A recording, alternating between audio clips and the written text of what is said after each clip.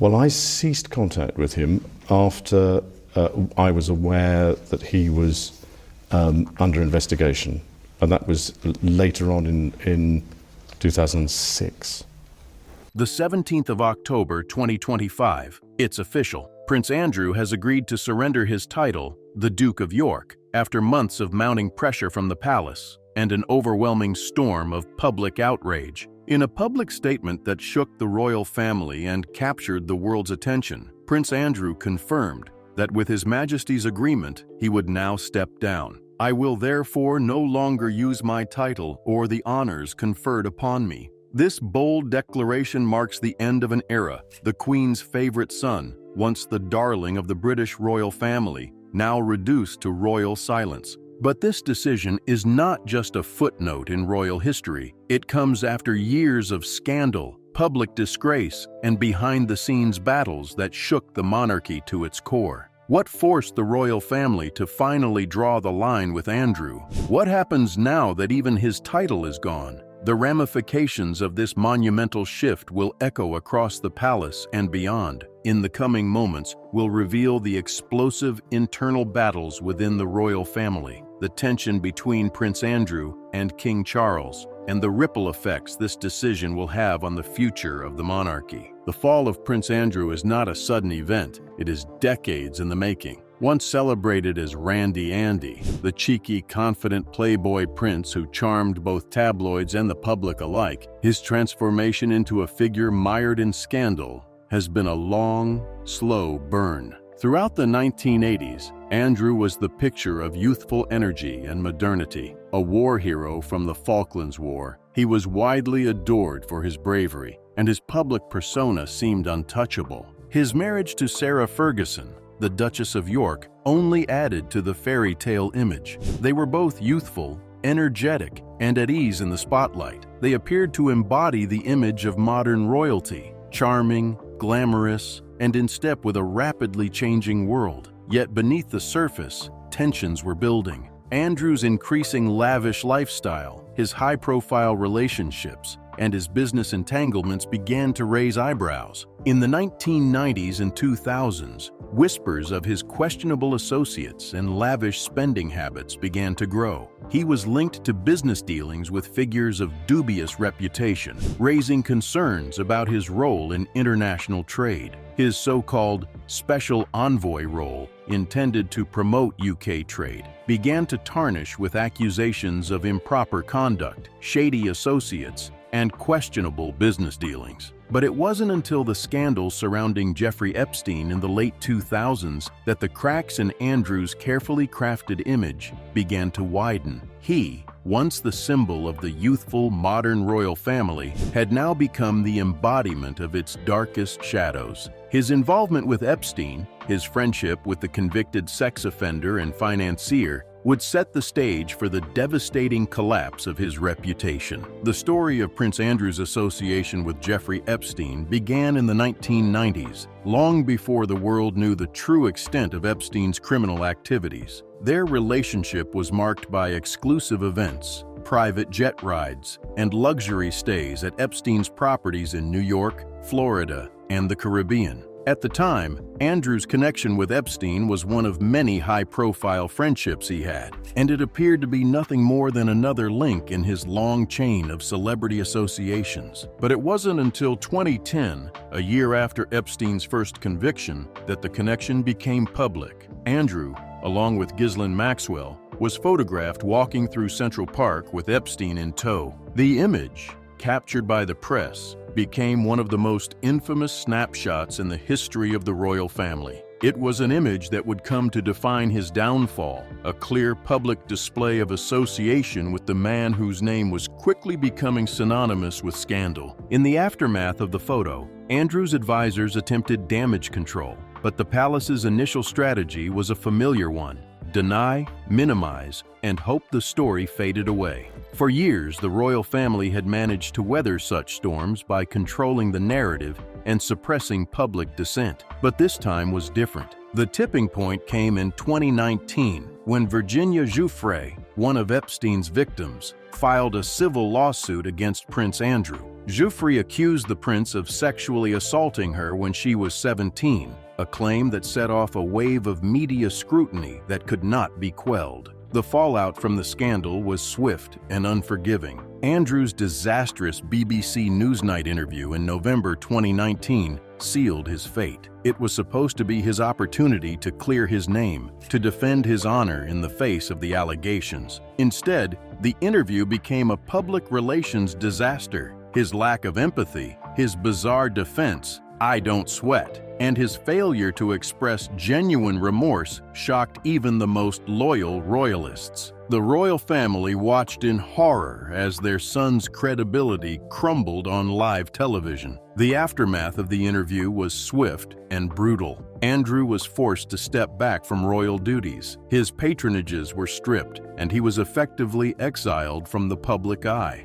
For the first time in modern history, a senior member of the royal family was publicly shamed. Not by tabloids, but by his own words. It was a moment that would change the royal family forever. Prince Andrew, once a celebrated member of the royal household, had become a pariah, and the palace was left to pick up the pieces. Following the public fallout from the 2019 interview, Prince Andrew vanished from public life. Once a regular fixture in the royal family's official engagements, Andrew was now a shadow of his former self. He retreated to Royal Lodge in Windsor, away from the prying eyes of the media. The luxurious property, once a symbol of royal privilege, now became his prison. Andrew's insistence on maintaining his innocence contrasted sharply with the growing public disgust. His narrative remained unchanged. He denied all allegations, asserting that he had never met Virginia Giuffre, and continued to claim that the accusations against him were false. Yet the public was not convinced. With each passing year, Andrew's isolation deepened. The Queen, who had been fiercely protective of him throughout much of his life, could no longer shield him from the consequences of his actions. Following Queen Elizabeth II's death in 2022, Andrew's position became even more precarious. His final protector had passed, leaving him without the royal shield that had protected him for so long. His relationship with King Charles, which had always been one of brotherly affection, became strained. Charles, now the reigning monarch, faced mounting pressure to distance himself from his brother, both personally and professionally. Andrew's continued presence in the royal family was seen as a stain on the institution. While Prince William, the heir to the throne, had long been firm in his stance against Andrew's public role, Charles seemed torn. Yet, as time went on, it became clear that Andrew's re-entry into public life was no longer an option. He was no longer the charming, mischievous prince of the past. Instead, he had become a symbol of scandal,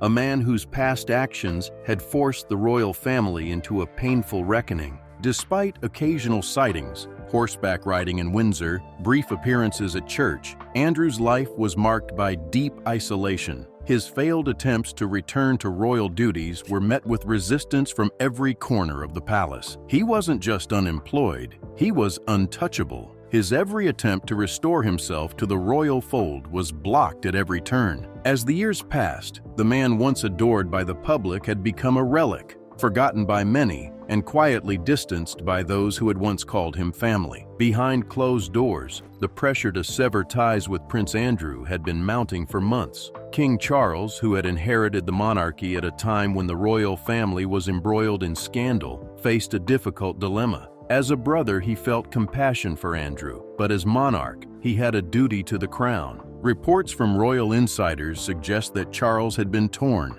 He understood the weight of his brother's fall from grace, but he also knew that the monarchy could not afford the constant shadows cast by Andrew's tarnished reputation. Public opinion, which had been unfavorable to Andrew for years, had reached a breaking point. Polls showed overwhelming support for stripping Andrew of his titles, and the growing outcry from the public and media left Charles with little choice but to act. The decision to strip Andrew of his title was not made in haste. The palace had been weighing this move for some time. Charles wanted to close the chapter before the king's upcoming constitutional anniversary, a moment of celebration and reflection for the monarchy. Yet, even as the pressure grew, Charles found it difficult to sever all ties with his brother. The emotional weight of this decision was not lost on him. Sources close to the palace reveal that Charles had numerous discussions with Andrew, his sons, and Queen Camilla in the weeks leading up to October 2025. The monarchy was facing a crisis, and the stakes were high. Prince William,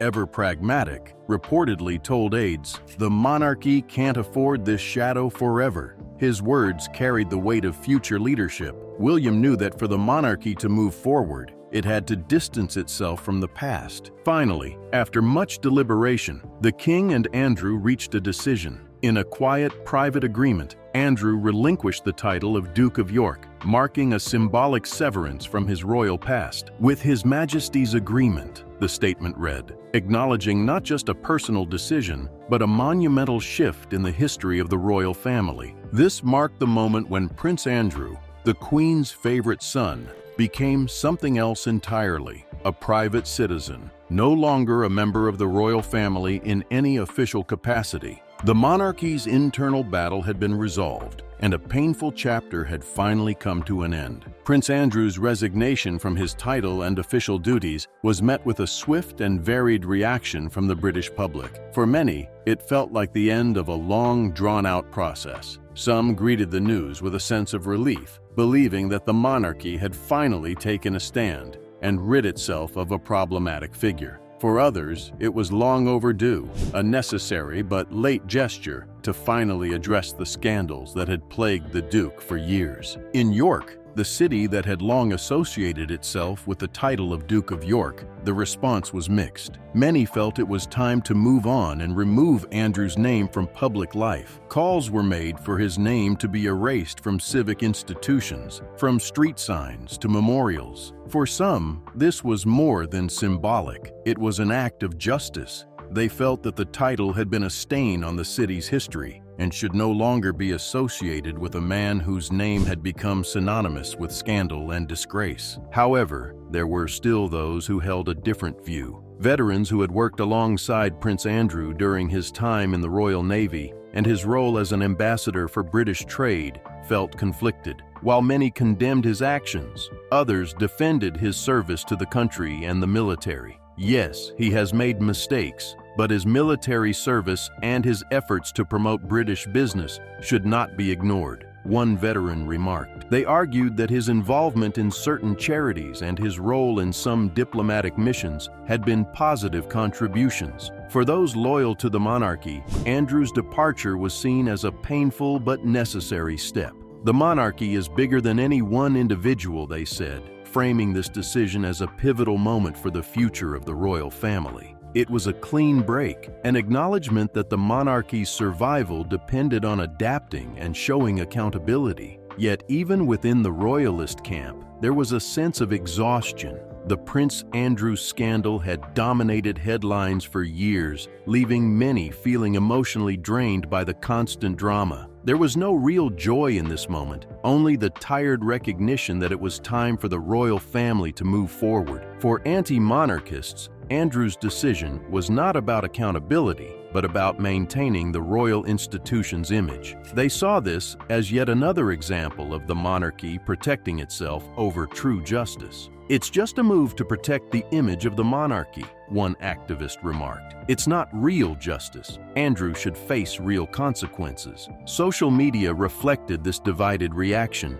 On platforms like Twitter, hashtags like #NoMoreDuke gained traction, with users expressing both support and outrage. Some applauded the move, calling it a long overdue step toward ensuring that those in positions of privilege and power were held accountable. Others, however, took issue with the timing, claiming it was done to save face in the face of overwhelming public and media pressure. Emotionally, this moment represented more than just Prince Andrew's downfall. It was a turning point for the monarchy itself, a moment where the royal family was forced to reckon with its own complicity in protecting a man whose behavior had been indefensible. It wasn't just about Andrew anymore, one commentator noted. It was about the future of the crown itself. This statement encapsulated the deeper meaning of the Duke's renouncement. The monarchy had always been about legacy, tradition, and public service. But with Andrew's actions, the monarchy had to redefine what that meant. This moment wasn't just the fall of one man, it was a shift in the royal family's narrative.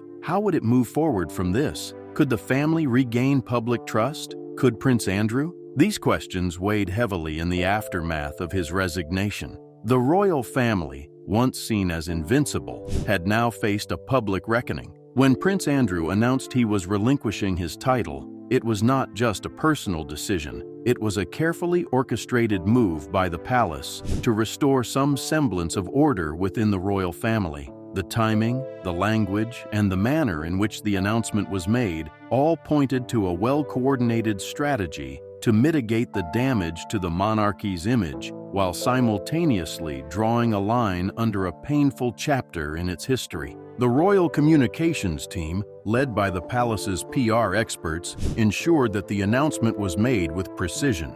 The statement, released simultaneously by Prince Andrew and Buckingham Palace, was designed to appear as a mutual decision, one that involved a delicate balance of respect, duty, and responsibility. The language used in the statement was neutral, almost cold, carefully avoiding any form of apology or emotional appeal. With His Majesty's agreement, the statement began, signaling that this was a decision made in cooperation with King Charles and not one born from public or external pressure. This approach served multiple purposes. First, it shielded the monarchy from the perception that it was bowing to public pressure or media frenzy. The absence of apology or remorse in the statement was a deliberate move to maintain the royal family's dignity and power. Instead of acknowledging the hurt or damage caused by Andrew's actions, the statement presented this as a duty and a necessary step. It was royal diplomacy at its finest, a controlled, restrained message that emphasized the need for closure without the baggage of public sentiment. Inside the palace, it's clear that the decision to strip Andrew of his title was not a spontaneous one. It was the result of months of behind-the-scenes discussions, many of which involved Prince Andrew himself, King Charles, Queen Camilla, and other key members of the royal family. The consensus, it appears, was that this was the only way to protect the future of the monarchy. In fact, some sources suggest that King Charles wanted closure before the king's constitutional anniversary, and Andrew's public renouncement was seen as the final step in putting this chapter behind them. But even as the decision was framed as amicable and mutual, there were signs of tension within the royal family. Prince William, ever pragmatic, reportedly told aides, "The monarchy can't afford this shadow forever." His words reflect the broader sentiment within the royal family that Andrew's continued association with the crown was a liability. William's perspective was clear. The monarchy's survival, both symbolically and institutionally, required a clean break. The absence of emotion in the statement, no regrets, no acknowledgement of the pain, was perhaps the most telling aspect. Some royal watchers suggest that King Charles's decision to remove Andrew's title was a form of executing mercy through exile. It was the royal family's way of dealing with Andrew, not through retribution, but through silence. The institution was positioning itself above individual transgressions, maintaining its aura of control and legitimacy in a way that reinforced its continued dominance. It was also clear that the palace was once again reasserting its control over royal narratives. The carefully crafted language of the announcement served as a reminder that the monarchy could dictate its own message, one of tradition, duty, and responsibility, without the interference of external factors like the media or public opinion. For the royal family, it was business as usual. They had weathered the storm, and now it was time to move forward with the image intact. In the fallout from his resignation, Prince Andrew loses much more than just his title. With the renunciation of his Duke of York title and the loss of all royal patronages, he is stripped of the privileges that came with his status as a senior member of the royal family. Titles like His Royal Highness, military affiliations, and ceremonial duties are now all officially gone, marking a dramatic shift in his life that, for most, would be unthinkable. Prince Andrew's identity has always been inextricably linked with his royal status. As the second son of Queen Elizabeth II, he was groomed for a life of duty, service, and privilege. His titles, especially the Duke of York, represented his role within the royal hierarchy and his importance within the monarchy.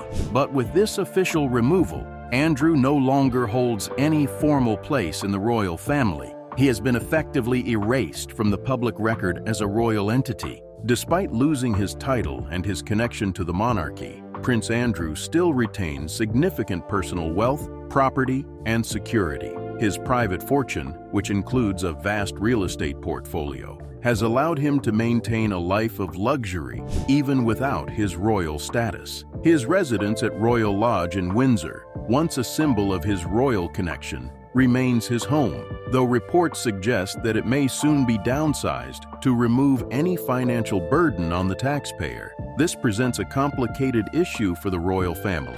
Andrew is no longer part of the official fold, yet his luxurious lifestyle still raises questions about how his wealth is maintained and whether he should continue to be subsidized by the public. While Andrew's wealth provides him with a comfortable life, it is clear that he has lost much of his former power and influence. Even family events now include him quietly, away from the cameras, as the palace strives to maintain the distance between him and the royal family. He may still have a place at family gatherings, but it is clear that he no longer commands the attention, respect, or importance that he once did. For a man born into privilege, his punishment is invisibility, said one royal observer. Andrew no longer enjoys the spotlight or the opportunities for public service that once came so easily.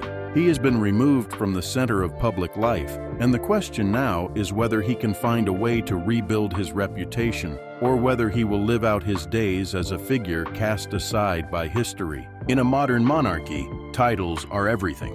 They symbolize not just status, but duty. And with Andrew's title gone, he is now a man without a role, no longer a royal in any true sense. His fate is now tied to his personal wealth and the life he can create outside the royal fold. Yet, no matter how much wealth or luxury he may retain, the reality is undeniable. Andrew is no longer a public figure of any consequence. Though Prince Andrew settled his civil lawsuit with Virginia Giuffre in 2022, the legal specter surrounding his name remains hauntingly unresolved. The settlement, which came with no admission of guilt, was seen by many as an attempt to put the issue to rest. However, the public perception of Andrew's actions has proven much harder to erase. While the legal matter may be settled, the shadow of Epstein's crimes continues to hover over him, and recent developments suggest that Andrew's reputation may never fully recover. The settlement in 2022 allowed Andrew to avoid a trial, but it did not absolve him of the deep public suspicion that surrounds his actions. The nature of the settlement, done out of court with no formal apology or admission, meant that Andrew never had the opportunity to publicly defend himself. As a result, his silence became an indictment in itself. The public, already outraged by his close ties with the disgraced financier Jeffrey Epstein,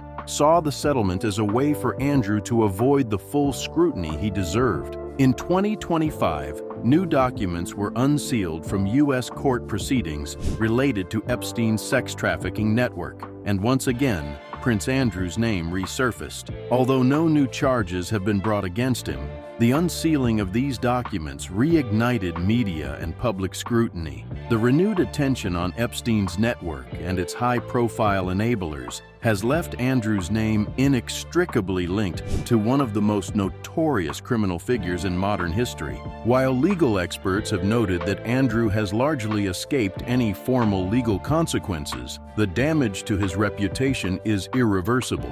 His actions, or alleged inaction, have led to a broader public reckoning with the powerful figures who enabled Epstein's actions for decades. The question of whether Andrew will ever face any formal legal consequences remains unanswered. As one legal expert pointed out, while there are no new charges on the horizon, justice may be finished, but judgment never ends. The media continues to speculate on Andrew's ties to Epstein and the broader implications of their relationship. Andrew has denied any wrongdoing, yet the public's perception of him has been tainted by the allegations. His name is still regularly mentioned in discussions about Epstein's network, and every time it resurfaces in the media, it brings with it a fresh wave of backlash. In this way, the legal ghost of Andrew's past continues to haunt him.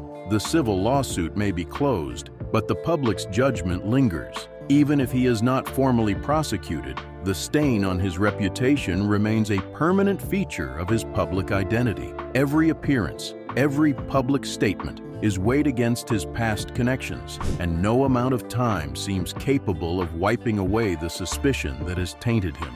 The scandal surrounding Andrew and Epstein is not one that can be quietly buried. As long as Epstein's crimes remain a topic of public conversation, so too will the shadow of Andrew's involvement. His settlement may have closed one chapter, but the broader narrative surrounding his ties to Epstein will likely continue to unfold for years to come. The fact that Andrew's name is still associated with Epstein even in 2025 is a testament to the lasting impact of this scandal. The ghost of his legal troubles will continue to follow him, haunting his every step. The decision to strip Prince Andrew of his title was not merely a legal or political move, it was deeply personal. Within the walls of Buckingham Palace, the decision to sever ties with Andrew had been the subject of intense internal discussions. King Charles, now the monarch, was faced with an unimaginable dilemma: how to balance his role as a brother with his duty to the crown and the British people. The weight of the decision was not lost on him. For King Charles, the problem was not just about addressing Andrew's behavior, it was about ensuring the monarchy's survival and future legitimacy. In the years leading up to the decision, Charles had been under growing pressure to distance the royal family from Andrew, both for public relations reasons and to ensure that the monarchy would remain untarnished by scandal. Public opinion had long since turned against Andrew, and as the patriarch of the royal family, it was Charles's responsibility to lead the family through this crisis. Reports suggest that Charles was deeply torn. As a brother, he still cared for Andrew, and the familial bond between them was strong. However, as king, Charles had a much larger responsibility to the monarchy. The institution itself needed to remain above reproach, and for Charles, this meant that Andrew's presence within the royal family could no longer be justified. The king's decision was not made in haste. It was the culmination of months of careful consideration, intense family conversations, and private consultations with royal advisors. Queen Camilla, who had long been a voice of reason within the royal family, reportedly played a key role in encouraging Charles to make this decision. Sources close to the palace have indicated that Camilla believed that a clean break was necessary to preserve the crown's reputation. While Charles wrestled with the decision, Camilla understood the need for resolution and urged him to act decisively. She knew that Andrew's continued association with the family was a liability that could not be allowed to fester. Prince William, who had been growing increasingly frustrated with his uncle's presence in royal life, was adamant that Andrew's time in the spotlight was over. According to royal sources, William's view was clear.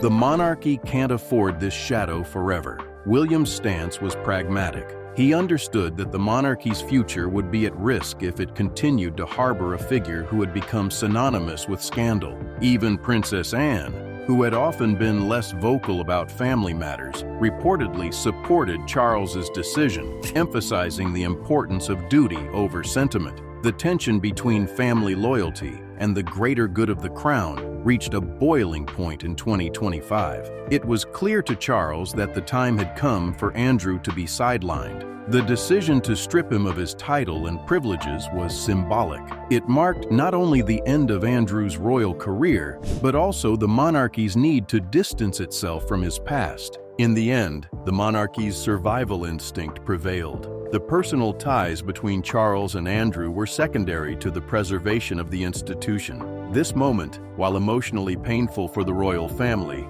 was necessary for the future of the monarchy. For Charles, the decision to let go of his brother was the hardest thing he had ever done, but it was also the most important. The monarchy could not afford to be associated with scandal any longer. Andrew's removal from the royal fold was a symbolic separation, a declaration that, no matter the family ties, the monarchy's reputation must come first. It was a decision that marked the beginning of a new era for the royal family, one where duty and public perception would be prioritized over familial loyalty.